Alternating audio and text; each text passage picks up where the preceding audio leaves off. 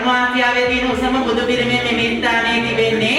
ඒ පිළිම වහන්සේ නිර්මාණය කිරීමට කෝටි ප්‍රකෝටි මුදලක් වැය කරලා Taman භව ගණනාවකට අවශ්‍ය ඉතා විශාල පින්කමක් කරගත්ත අපේ ජගත් විදානගේ මැතිතුමා ඒ බවත් අපි සිහිපත් කරන්න ඕනේ.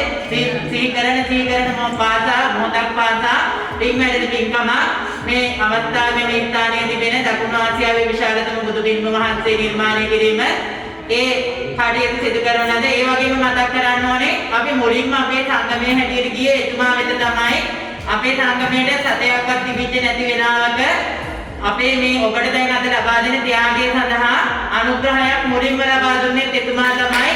කන්දෙන්නේ අර සිරිපාදෙන්නේ දකුණු ආසියාව උසම පිළිම වහන්සේගේ මේ පරිසර මේ සුළඟ ඔච්චර සපයිනේ.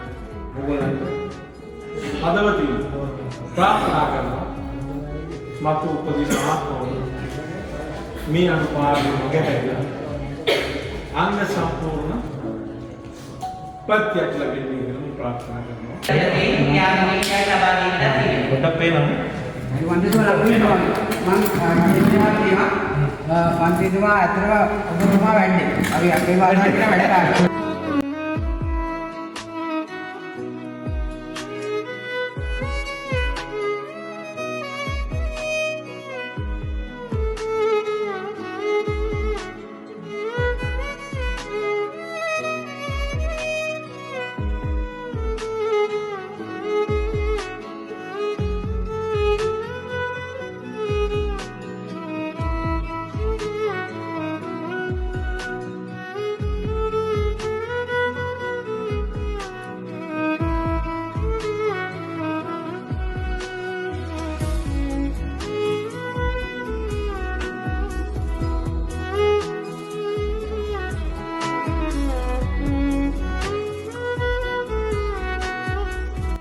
मेरोनी में नदी गमले निवने मग पे नतुरा